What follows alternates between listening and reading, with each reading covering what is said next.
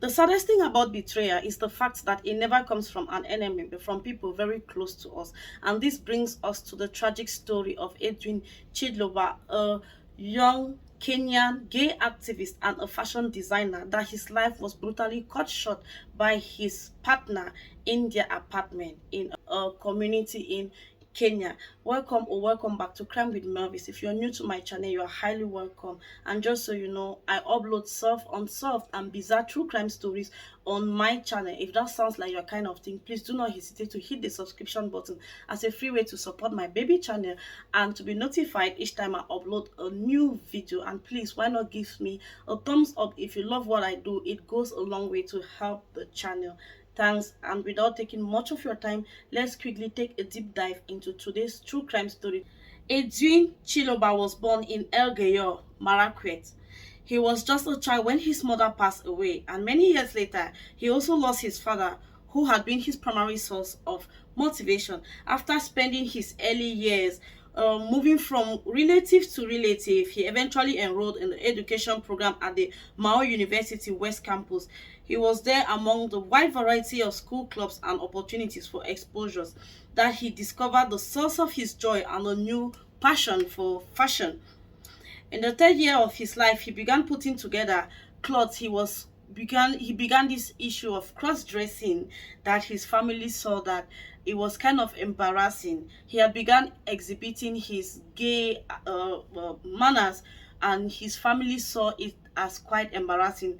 It should be noted that in most African countries to this day, gay and lesbian practices is still illegal in most African countries. So his family saw him as an embarrassment because in Kenya, in fact, you can face up to 14 years imprisonment if you are caught practicing gay activities or lesbianism. So it was due to this pressure that he left his community and traveled to the capital city of Nairobi, where he began exhibiting his fashion skills and other arts. While in Nairobi, he met an acquaintance that quickly brought him in, and the two began doing artworks and some kind of fashion designing. His taste for fashion was so great that when he uploaded most of his works on Facebook, a white couple saw interest in him and decided to adopt him. It was at this point that the couple began funding his activities, and he actually had adopted parents from Europe that would constantly fund his project. He was at this point living the life of his dreams, and he was living a better life. Even though business wise and financially he was okay, but he still got a lot of tension and hate from the community and the country as a whole. Remember, I said gay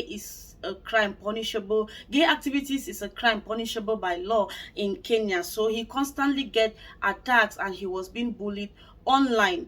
Sometime in early 2022, he uploaded videos of himself. Had really sustained serious injuries. He uploaded the videos and pictures on his Instagram page, but they were so gruesome that he later on deleted them. And according to him, he was attacked because he was a gay and he was advocating for other gays to come out and speak out and feel free to practice whatever sexuality they choose. So as a result, he was not well received in his country or in his community. Even within his family milieu, he was seen as an embarrassment, but he was hailed all over the world. A lot of people do know him. He was actually an icon, but surprisingly, not many Kenyans knew about him. He was indeed a celebrity out there because even BBC, his death has become some kind of international attention. His death drew a lot of international attention because initially people thought he was murdered because of his sexuality. Sometime in early 2022, Edwin met Jackton Etiambo, and the two quickly fell in love and moved in together in Edwin's apartment. Jackton was actually is a photographer, and he met Edwin, who was into modeling and fashion designing. So he took it upon himself. The two will constantly do videos and short clips to post on their social media accounts. They gained massive followers doing this, and they were living as a couple. Even though Jackton had a daughter and a girlfriend, but he was still very comfortable having a relationship with Edwin, and Edwin never complained about it. It was just so okay. The two had been living together and happy. They constantly post on their social media accounts how they were so happy being around each other. At one point, before 2022 could draw its curtain close, Jackson posted on his Instagram page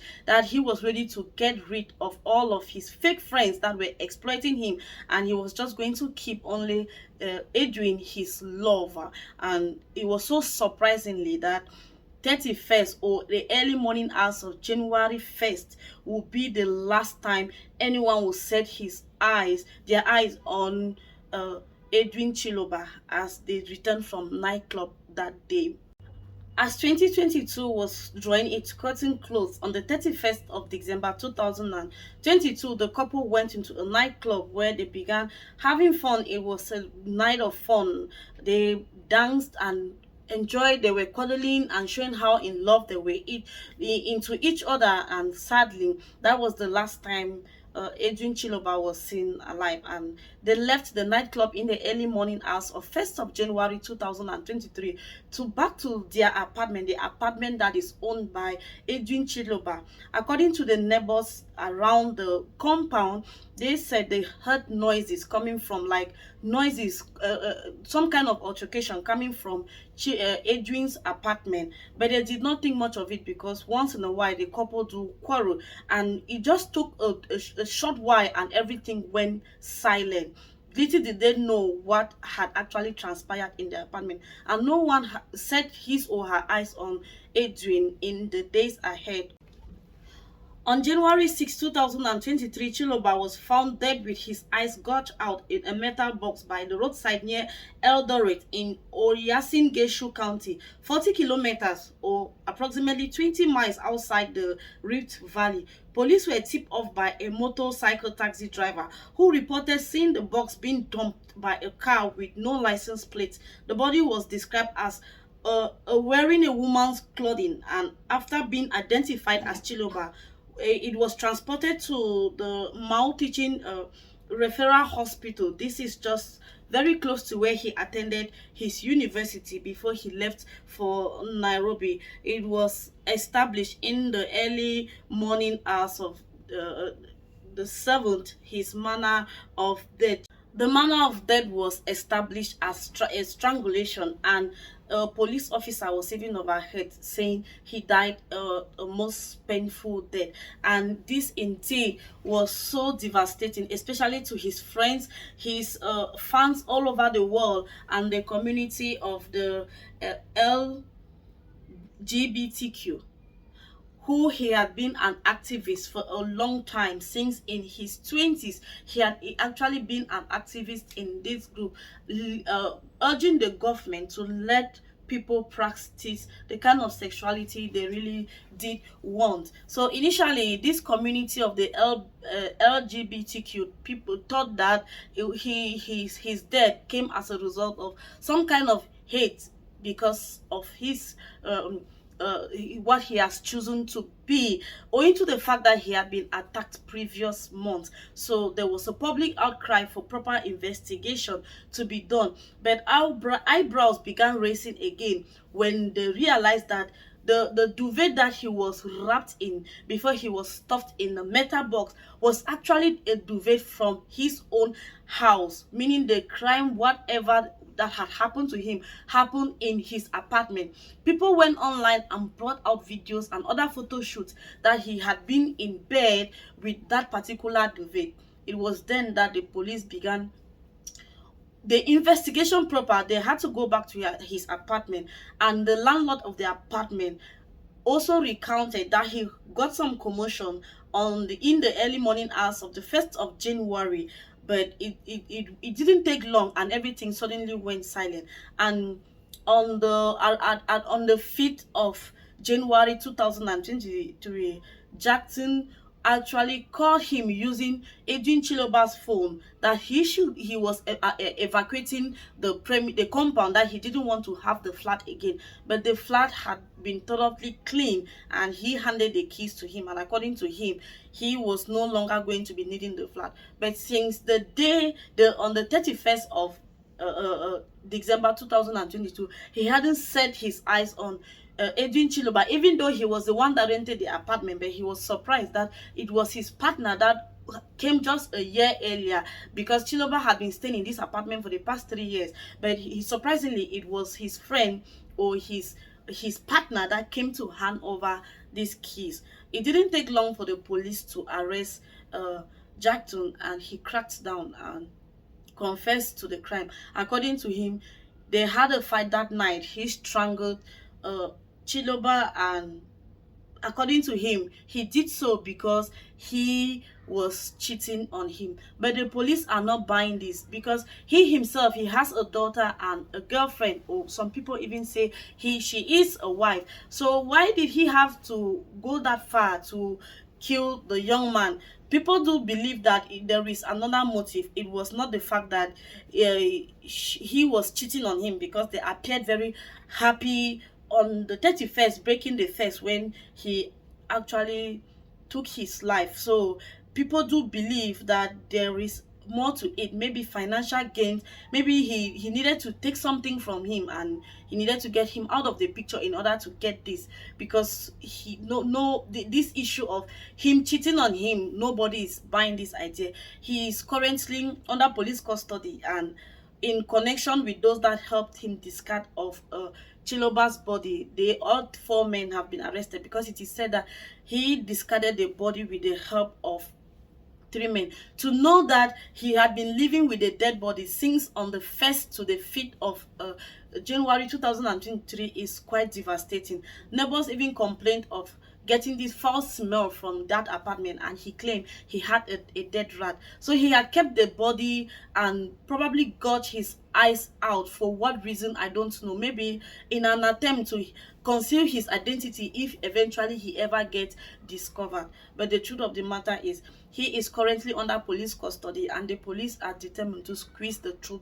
out of him. Remember, I told you his adopted parents are actually Europeans, and they will see into it that their son gets the justice he deserves.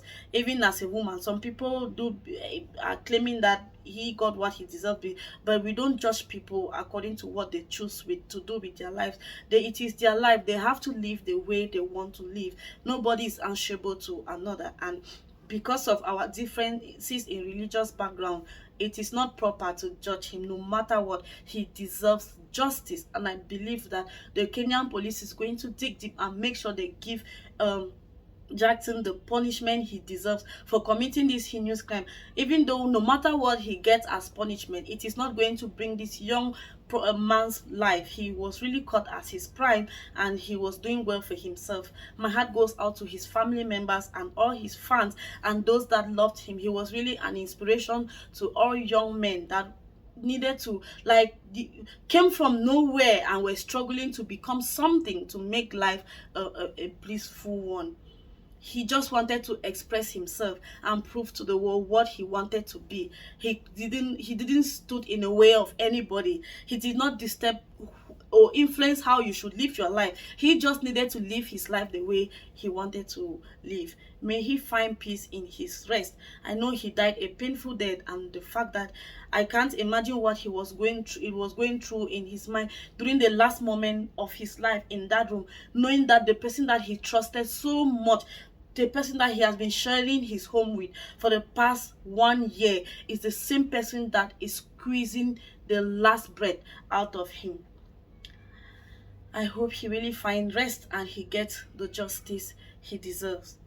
If you want to be getting updates on this case, please do subscribe, so that each time there is an update, we will of course immediately upload it to you. Thanks, and that is all what I had time to put together for you guys today. If you haven't subscribed, please do, as it is going to help my channel. And please do leave your thoughts in the comment section. I will be going through them. Until my next video, stay safe and watch out for each other. You might never know who is looking in the dark and waiting to strike. And love all, but please trust none, because these days the enemies are sometimes not very far away from us. They are always very within our close circles. Those that know you in and out are always the first people to harm you. Make sure you stay safe and watch out. Hoping to see you all in my next video. Bye.